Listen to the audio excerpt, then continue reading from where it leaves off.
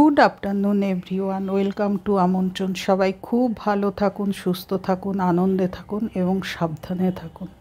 আজকে আমি কোনো রেসিপি দেখাবো না। আজকে আমি দেখাবো এই বর্ষায় একটা আলু কিভাবে গাড়ি চালকদের রক্ষা করতে পারে।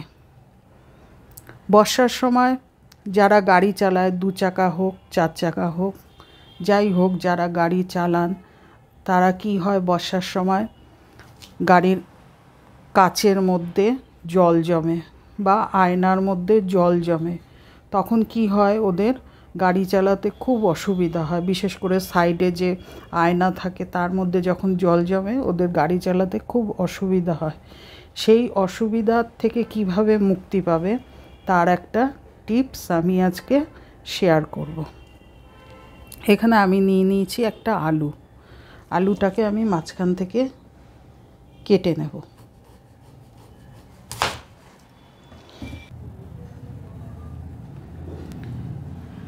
আলুটা কেটে নিলাম।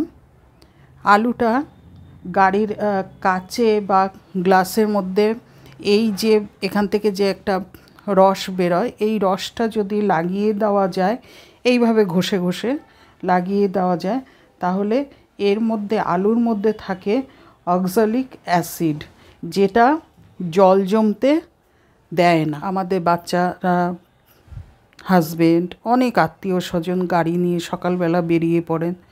যতক্ষণ ঘরে না ফেরেন একটা চিন্তা থেকেই থাকে। তো সব সময় আমি বলবো, যেই গাড়িই চালান না কেন, এই বর্ষার মধ্যে একটা আলু গাড়ির মধ্যে রেখে দেবেন। যখনই এরকম প্রবলেম হবে, বৃষ্টির সময় একটা আলু মাঝখান থেকে কেটে গাড়ির কাচে, গ্লাসে, যেখানে হোক লাগিয়ে দেবেন। তাতে কী হবে, বৃষ্টির জলটা জমবে না।